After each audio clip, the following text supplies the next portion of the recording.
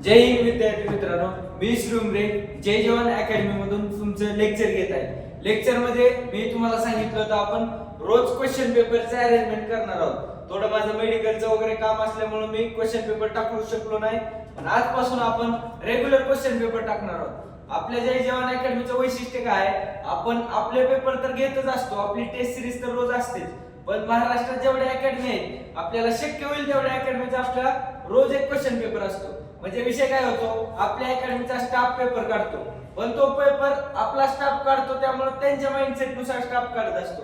पण आपला उद्देश काय होतो, तुमच्या महाराष्ट्रात कुठल्याही शिक्षकांनी पेपर काढला तर आपल्या विद्यार्थ्यांना यायला पाहिजे, हा ह्या मागचा उद्देश असतो। त्यामुळे आपण विविध अकॅडमीतले पेपर आपल्या अकॅडमीमध्ये फ्री मध्ये देत असतो। बाहेरचे भरपूर विद्यार्थी येतात, त्यांना सुद्धा प्राइस थ्रू बक्षीस देत असतो। आता आपल्या अकॅडमीचा टॉपर एक 97 मार्काचा आहे पांडुरंग म्हणून, आणि दुसरा टॉपर 91 मार्काचा आहे, आणि मुलीमध्ये टॉपर 89 मार्काचे आहे। तर तुम्ही पेपर सोडवला असेल, पेपर एकदम बेसिक आहे, एवढा काय हार्ड नाही पेपर।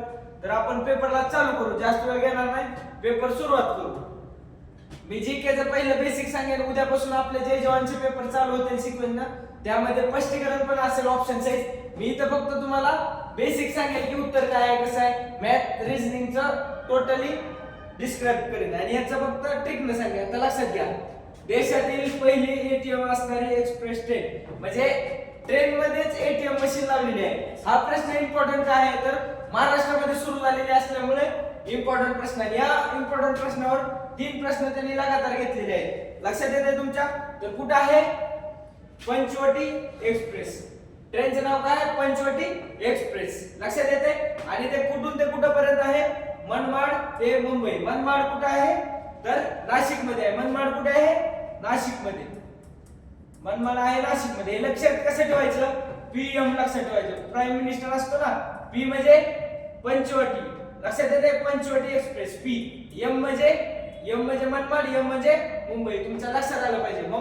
मनमाड कुठे आहे, नाशिक मध्ये आहे, लक्षात आलं? पीएम वरून लक्षात ठेवा। परत त्यावरच प्रश्न दिलेला आहे, देशातील पहिली एटीएम एक्सप्रेस पंचवटी ट्रेन ही जी आहे ती कुणी सुरू केली, कोणत्या बँकेने सुरू केली, तर त्या बँकेचं नाव आहे बँक ऑफ महाराष्ट्र, इंडिया आहे, बँक ऑफ महाराष्ट्र। का लक्षात कसं ठेवायचं, महाराष्ट्रातली ट्रेन आहे म्हणून महाराष्ट्र, बँक ऑफ महाराष्ट्र। मला वरती गोल करायचं होतं, खालती मला महाराष्ट्र वाटलं, लक्षात घ्या। आरबीआयने किती वर्षावरील मुलांना बँकेमध्ये स्वतंत्र अकाउंट काढायची परवानगी दिलेली आहे, 10 वर्षाची, म्हणजे जनगणनेहून लक्षात ठेवू शकता किती वर्षांनी जनगणना होती, 10 वर्षांनी। मग तुम्ही लक्षात घेऊ शकता किती, 10 वर्ष। तर टेस्ट क्रिकेट क्रॉनिकल हे बुक कुणाचं आहे, आता हे जे 4-5 बुक आहेत त्यावर मी व्हिडिओ घेणार आहे, पण व्हिडिओ मोठा होत असल्यामुळे एकच घेईन। बेसिक व्हिडिओ मध्ये, स्टॅटिक जीके मध्ये सगळे एक सोबत घेणारच आहे। तर टेस्ट क्रिकेट क्रॉनिकल हे कुणाचं आहे, टीम विगमोर यांचं आहे, लक्षात आलं? हे कसं लक्षात ठेवायचं, टेस्ट इथं टी आहे ट, आणि इथं काय टी, लक्षात येते? इथं टेस्ट मधले टी आणि इथं टीम मधले टी, लक्षात आलं? टेस्ट क्रिकेट टीम असं लक्षात ठेवा। क्रिकेटची टीम लक्षात ठेवा, किंवा टी वरून लक्षात ठेवा, टी लक्षात येईल। परत सचिन तेंडुलकरचं वगैरे मी सांगेनच बाकीचं। आता घटक राज्याचा आकस्मिक निधी कोणाकडे असतो, केंद्राचा कोणाकडे असतो, तर आपल्या द्रौपदी मुर्मू म्हणजे राष्ट्रपती, आणि राज्याचा कोणाकडे असतो, मग राज्यपाल।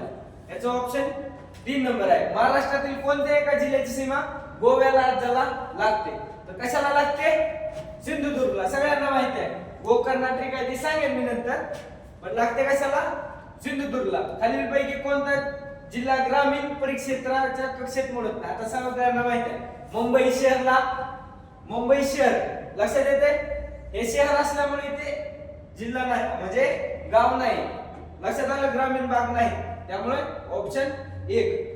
कोल्हापूर जिल्ह्यातील राधानगरी हे धरण कोणत्या नदीवर बांधण्यात आलेले आहे, आता कोल्हापूर मध्ये काय आहे, राधानगरी हे धरणही आहे, आणि काय म्हणतात, अभयारण्य ही देखील आहे। आपण कसं लक्षात ठेवायचं, भोगावती नदीवर, कोणत्या, भोगावती नदी धाराशिवला पण आहे आणि कोल्हापूर मध्ये पण आहे। तर कोणत्या नदीवर काठी बांधण्यात आलेलं आहे, भोगावती, लक्षात ठेवा। परत घृष्णेश्वर सगळ्यांनाच पाठ आहे, आणि बेसिक क्वेश्चन येणारा प्रश्न आहे, वेरूळ लेणी, अजिंठा वेरूळ लेणी रायच्या काळात बांधलेली आहे. ते आपण बघूच, इतिहासात बघूच. पण याचं उत्तर काय ते वेरूळ म्हणलं की वेरूळ लेणी वगैरे सगळ्यांना माहित आहे, छत्रपती संभाजीनगर. परत महाराष्ट्रामध्ये कोणतं खनिज तेल सगळ्यांना माहिती, कुठं खनिज तेल म्हणलं की मुंबई आहे. JNPT बंदरगाव वगैरे ते माहिती आहे सगळ्यांना ना, तसं मुंबई आहे. परत खालीलपैकी कोणत्या नदीस महाराष्ट्राची भाग्यलक्ष्मी म्हणली जाते? तर कोण आहे भाग्यलक्ष्मी? कोयना. आणि यालाच काय म्हणतात? शिवसागर किंवा शिवाजी सागर. शिवसागर किंवा शिवाजी सागर. या जलाशयाचं नाव काय? शिवसागर किंवा शिवाजी सागर. लक्षात ठेवायचं कोयना. कोयना म्हणजे कोणच नाही, कुणासारखा? शिवाजी महाराजांसारखा. शिवाजी महाराजांसारखं कोण आहे का? नाही, तसं कोयना. ते आपण जे धरण वगैरे आहेत ते अशा पद्धतीने पाठ करू. पण इथे एकच सांगतो, कोयना. कोयना म्हणजे कोणच नाही, कुणासारखं? शिवाजी महाराजांसारखं. म्हणून आपलं भाग्य काय आहे? आपण महाराष्ट्रात जन्मलो, शिवाजी महाराजांचे मराठी आहोत. आपलं काय भाग्य म्हणजे भाग्यलक्ष्मी. लक्षात आलं? पुढे बघा, भारतीय स्वातंत्र्याच्या इतिहासात कुप्रसिद्ध म्हणजे वाईट झालं होतं भारतासाठी कोण आहे? बंगालची फाळणी. मी तुम्हाला शिकवलं होतं बंगालची फाळणी कधी रद्द झाली?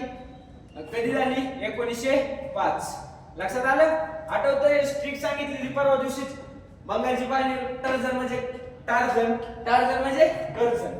कधी गेली ती? 5 बोटांनी ऍपल कट करायचा होता. परत वेगळे भाग झाले 1911. परत लक्षात आलं ना तुमच्या? 1905 ला झाली, 1911 ला रद्द झाली. चार्ल्स ड्यूटी वगैरे आलं ते बघू आपण पुढे.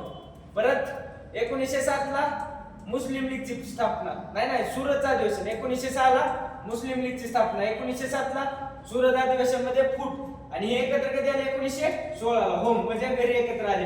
1915 ला गांधीजी आले, सांगितलेलं आहे. आणि मी पण काय देव आहे का? नाही, मी पण माणूसच आहे. मी यातले प्रश्न स्वतः सोडवलेले आहे तुमच्यासाठी. खास आता प्रश्नपत्रिका सोडूनच बसलेलो आहे. त्यामुळे माझ्याकडून मी चुका होतात. ज्या चुका होतील ती दुरुस्त करायचं काम माझं आहे. मला फक्त सांगा की सर तुमची अशी अशी चूक झाली, मी दुसऱ्या दिवशी तीच चूक नक्की व्हिडिओ बनवून सांगेन किंवा मेसेज थ्रू सांगेन.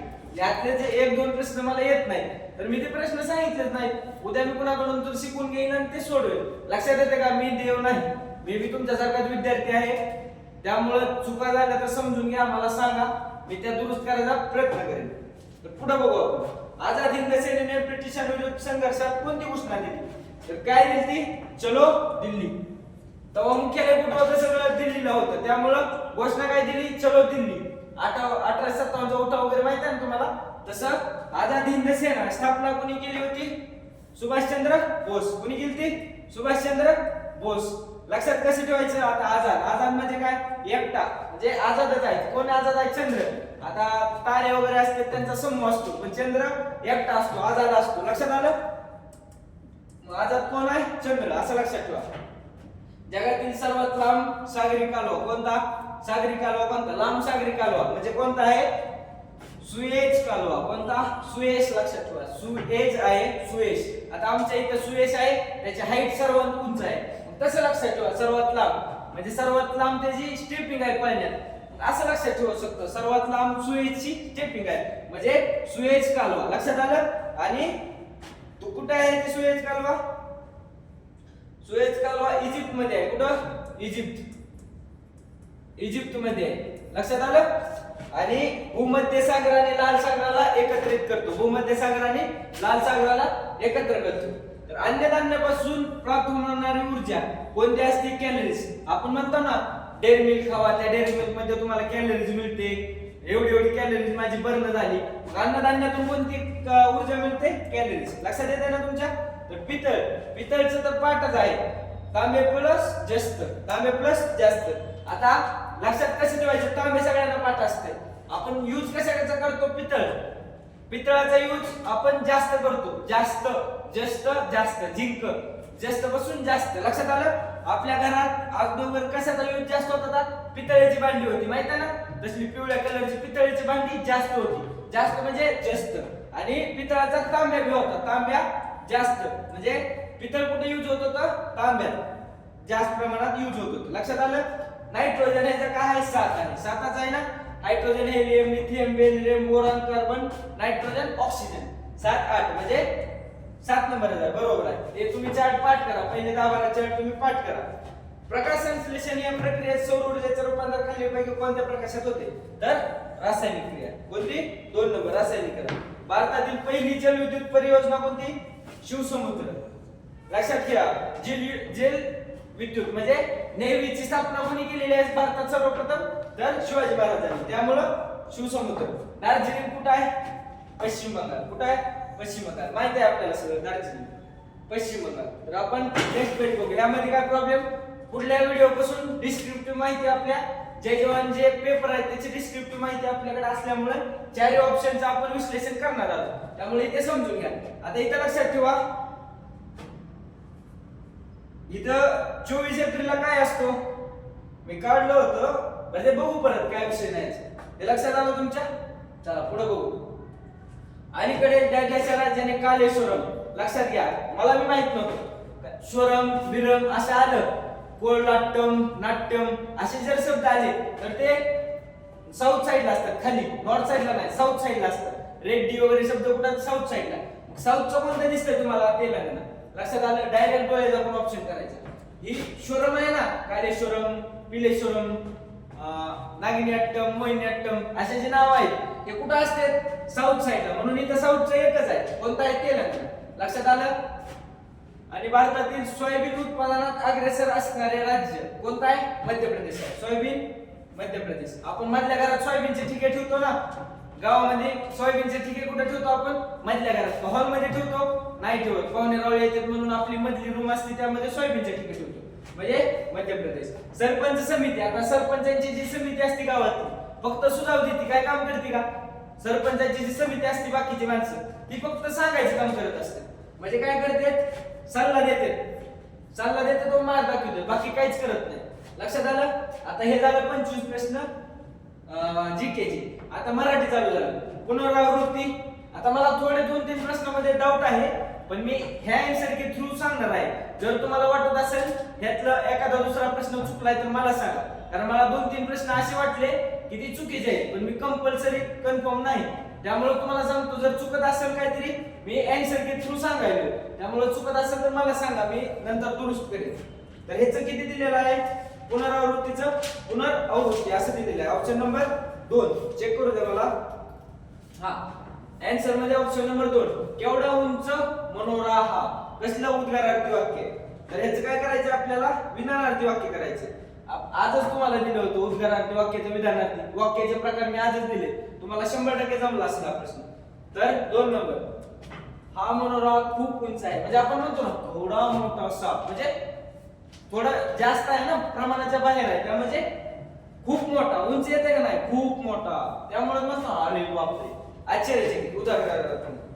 28 काय आहे स्वतःसाठी जगलास तर मेलास आणि दुसऱ्यासाठी मेलास तर तू खऱ्या अर्थाने जगलास. हे वाक्य कोणत्या अलंकाराचे आहे तर इथे दिलेलं आहे विरोधाभास. कोणता विरोधाभास.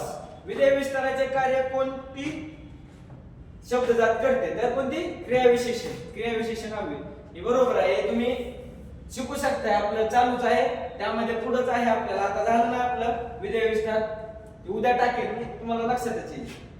परत खालीलपैकी कोणता शब्द क्रियापद आहे लक्षात घ्या. पुस्तक आहे नाम आहे. सुंदर सुंदरत्व काय आहे भाववाचक नाम. सुंदरता लक्षात येते ना सुंदरत्व नाही येत सुंदरता येते सौंदर्य येते लक्षात घ्या. तर लवकर काय क्रियाविशेषण म्हणजे सांगितलेलं आहे कधी कशी जलद गती सांगितलेली आहे. मग इथं राहिले काय पोचणे लक्षात येतं. ही काय आहे क्रियापद आहे. सगळं दाखवून जाते लक्षात घ्या. तुम्ही प्रश्नपत्रिका समोर ठेवा आणि अभ्यास करा. लक्षात येतं तुमच्या समोर असं प्रश्नपत्रिका ठेवा आणि सांगतो तसा अभ्यास करा. व्हिडिओ मोठा जरी झाला तर व्हिडिओ तुम्ही बघा. पुढे घेऊ.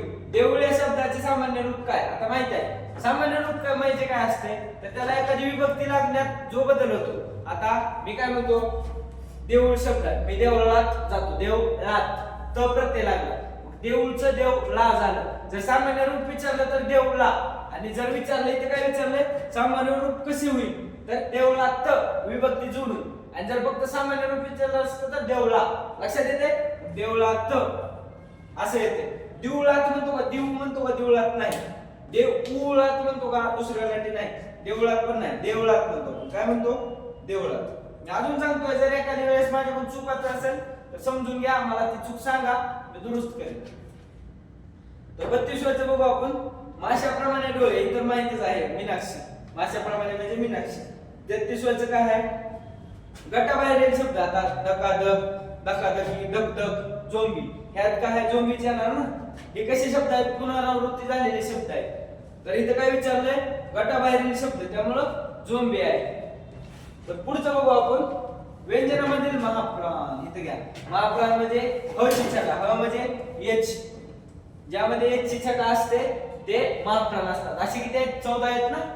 14 चेक करा, तरी 14 आहेत तरी चेक करा. महाप्राण व्यंजन, महाप्राण म्हणजे ह ची छटा. आता य मध्ये ह आहे का? एच आहे का? नाही. र मध्ये एच नाही, ल मध्ये नाही, व मध्ये नाही. ख मध्ये के एच आलं, एच. हो ख ह येते ना. छ मध्ये आहे, छ मध्ये आहे. आता छ मध्ये आहे आणि च मध्ये पण आहे. च सी एच, एच आलं ना. तर च अपवाद आहे. सी डबल एच येते. च आणि स अपवाद काय आहे? ह्याच्यावरच प्रश्न येते. च आणि स हे काय आहेत? अल्पप्राण आहेत. काय आहेत? अल्पप्राण. आणि बाकीचे काय आहेत? महाप्राण. इथं लक्षात घ्या. ख ख छ च हे महाप्राण आहेत. ट मध्ये आहे का? नाही. ठ मध्ये आहे, त मध्ये नाही. असं लक्षात येतं ना. महाप्राण मध्ये एच ची छटा, क के ख के एच ग जी असं असतं ना, त्या प्रकारे. स्त्रीलिंग रूप. ते साप, ती आग म्हणजे स्त्रीलिंगी. तो राग, तो डाग म्हणजे काय येते? ती आग. सोपंच आहे. इथं सोपंच आहे. मला दिसत नाही कारण टॉर्च असल्यामुळे मी ह्या पेपर मध्ये बघून तुम्हाला सांगेन प्रश्न वाचून. मला इथे दिसत नाही. तर घ्या. खाली दिलेल्या वाक्यांतून विशेषण असणारे वाक्य निवडा. तर ह्याचं काय येतं? विशेषण.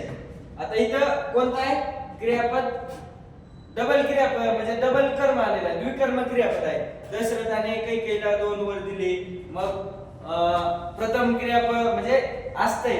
लक्षात घ्या. आता मला सांगता येत नाही पण द्विकर्म क्रियापद आहे. लक्षात आलं ना. कुणाला प्रत्यय लागला? प्रत्यक्ष क्रिया कर्म, अप्रत्यक्ष कर्म कोणता आहे हे आपण चांगलंच नंतर बघणार आहोत. द्वितीयाचा प्रत्यय चतुर्थीचा, द्वितीयाचा प्रत्यय असतो पण चतुर्थी मानावा असं काहीतरी आहे. ते मी सांगेन तुम्हाला नंतर. म्हणजे ऑप्शन काय येते? आपल्याला 4 येते. वर पिता मुलाच्या लग्नात उपस्थित नव्हता. त्याचं उत्तर काय? 4. तर वर्णमाला एकूण किती कठोर वर्ण आहेत? कठोर वर्ण किती आहेत? तर 13. किती आहेत? 13. आपलं स्पर्श व्यंजन आहे. स्पर्श व्यंजन म्हणजे कचाट्यात पाय म्हणतो आपण. कचाट्या त पा य असं काय ते म्हणतो. कचट प असं म्हणजे पहिले जे आहेत, पहिले क ख हे काय आहेत? कोणते वर्ण आहेत? मृदू. नाही, कठोर वर्ण आहेत. क चा कट पहिले नाही ना, म्हणून कठोर. क ख च छ ट ठ हे जे पहिले येते ते काय आहेत? कठोर. आणि क ख ग ग ड काय तर असते. हे 3 काय आहेत? इथे काय झालं? कठोर मृदू वर्ण आहेत. लक्षात येते? पहिले 2 स्पर्श व्यंजनाचा पाठचे पहिले 2 जे आहेत ते काय आहेत? कठोर वर्ण आहेत. एवढं लक्षात ठेवा. आणि असे किती आहेत? 13. आणि मृदू वर्ण किती झाले मग? 21. मृदू वर्ण 21. लक्षात घ्या. खालील शब्दाचे इथं जो असतो मी तिथं प्रॉब्लेम होते. खालील शब्दाचे अनेकवचनी रूप ओळखून योग्य पर्याय लिहा. तर वृक्ष अनेकवचनी काय म्हणतो? आम्ही खूप वृक्ष लावले. वाक्य तयार करून बघायचं. वाक्य आम्ही खूप वृक्ष लावले. खूप म्हणजे वृक्षच म्हणतो ना का? आपण म्हणतो आम्ही खूप वृक्ष लावले नाही का? खूप वृक्ष लावले असं म्हणतो नाही. अनेकवचन म्हणजे जास्त. मग आपण काय म्हणतो? खूप वृक्ष लावले. रीती वर्तमान काळातील वाक्य ओळखा. तर मी रीती वर्तमान म्हणजे काय? चालू आहे, मी लिहित आहे. आपण काय म्हणतो? मी परीक्षेत बसलेलो आहे, मी लिहित आहे. लिहित आहे, लिहित असतो. लक्षात आलं का?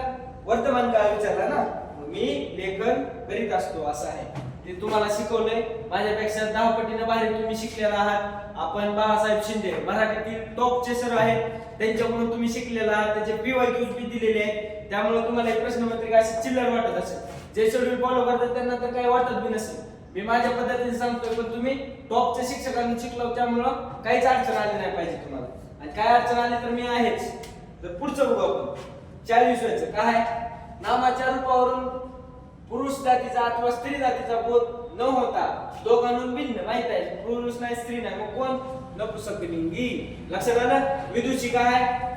स्त्रीलिंगी आहे. मला 2 रुपये हवे होते. आता यात मला कन्फ्युजन आहे. ह्याचं भविष्यकाळ बी उत्तर आहे आणि भूतकाळ बी आहे. माझ्या म्हणण्यानुसार भविष्य आहे पण इथं भूतकाळ दिले. हे चेक करा. भविष्यकाळ मी पण भूतकाळ म्हणत होतो पण मुलांचं म्हणणं आलं भविष्यकाळ आहे हे तुम्ही चेक करा, माझं मी कन्फ्युजन आहे. कारण इच्छा व्यक्त करत असेल तर आपण भविष्यकाळात जातो. हे प्रश्न आहे इम्पॉर्टंट, तरी चेक करून मी उद्या सांगेन. आता पलटा येथील कधीपासून पलटतात, इथं काय दिलेलं आहे, बोबोत्स दिलेलं आहे. तर मला माहित नाही, तुम्ही बघून घ्या, रस मला माहित नाही. आता इथं लक्षात घ्या, खालील वाक्याचा योग्य तो पर्याय प्रयोग ओळखा. प्रयोग आपला झालाय का, कर्तरी कर्मणी झालेला आहे. तुम्हाला संकर प्रयोग कळालेला आहे. संकर प्रयोगची ट्रिक काय, आता तू, मी, तू असं जर आलं तर ते कृत असतं, कृत. त्यामुळं कर्म येतं का नाही, भाव येतं का नाही, कृत असतं, म्हणजे कर्तरी प्रयोग असतो. आणि स जर प्रत्यय लागला, स होते स लागला की भाव असतो, भाव. त्यामुळं कृत भाव संकर प्रयोग. कर्म येतो का नाही, लक्षात घ्या. कारण इथं कर्म आलेला आहे का नाही, त्यामुळं कर्माचा संबंध आहे का नाही. तर पुढे बघा 45 बघा. शांतारामाने खूप अभ्यास केला परंतु त्याला परीक्षेत यश मिळाले नाही. या वाक्यातील परंतु काय. आता इथे बघा समुच्चय मध्ये काय असते, आणि व मी आणि तू गावाला जाऊ, मी आणि तू म्हणजे दोघे मिळून. याच्यात काय असते, बेरीज केलेली असते. मी तू आपण दोघे बेरीज केली ना, आणि हा आणि तो, आणि आलं ना तिथं, आणि व यात काय ते बेरीज केलेली असते. विकल्प मध्ये काय असते, विकल्प सांगितलेला असते. तू परीक्षेत पास होणार किंवा नापास होणार, किंवा नापास होणार, दोन्ही पैकी एक. म्हणजे वजाबाकी झाली ना, दोन्ही पैकी एक निवडायचं असते. इथं बेरीज असते, इथं दोन्ही पैकी एक. विकल्प असतो ही किंवा ती, आणि इथं काय असतो, दोन्हीच मिळून असते. निवडतो म्हणजे काय, थोडा कमीपणा सांगितलेला असतो. का बाबा नाही, अशामुळं तशामुळं कारण वगैरे कमीपणा. संकेत मध्ये काय असतं, जर तर, जरी तरी, मी परीक्षेत अभ्यास केला तर मी पास होईल, जर तर. म्हणजे लक्षात येते का, म्हणजे जर निवडतो सूचक. आता इथं लक्षात येतं परंतु म्हणजे कमीपणा सांगितलं ना, मी आलो असतो पण माझ्या पोटात दुखत होतं, मी पास झालो असतो पण मी अभ्यास केला नाही. पण परंतु परी हे काय झालं, निवडतो सूचक. आता दगडावरची रेष, याचं काय येतंय, दगडावरची रेष गेला, हा खरे ठरणारे भविष्य. दगडावरची रेष म्हणजे खरे ठरणारे भविष्य. सगळे श्रीमंत कसे असतील, सत्याचं काय तर भविष्यकाळ. सगळे श्रीमंत कसे असतील. काळ तुम्हाला चांगल्या प्रकारे शिकवलाय. संदिग्ध भूतकाळ, संदिग्ध वर्तमान काळ असतो, ते इथं घेत बसत नाही. तुम्हाला जर वाटत असेल तर ते डबल लेक्चर बघा. त्यामुळे पुढचा बघा, पर्यायी उत्तरातील अवधिवाचक, कालवाचक, क्रियाविशेषण कोणते. तर याचं उत्तर काय येते, नेहमी. याचं उत्तर काय येते, नेहमी. नेहमी त्यांचे असेच असते. 49 काय दिलेलं आहे, पुर आदिश काळ. म्हणजे ही कसली संधी आहे, विसर्ग संधी आहे. कोणती, विसर्ग संधी. स्वर संधी, व्यंजन संधी, विसर्ग संधी. तिसरा टाईप आहे, तुम्ही अभ्यासला आहे चांगल्या प्रकारे. याचं उदाहरण पण तुम्ही त्या सरांनी सांगितलं असेल पुरस्कारचं. तर 50वा लास्ट प्रश्न आहे. ह्याचा पुढचा पार्ट 2 बनवेल मॅथ आणि रिजनिंग साठी. हा टॉपिक इथं थांबवतो एक प्रश्न घेऊन. तर पर्यायी उत्तरांमधील कोणता शब्द तद्भव. तत्सम म्हणजे काय असतं, तत्सम.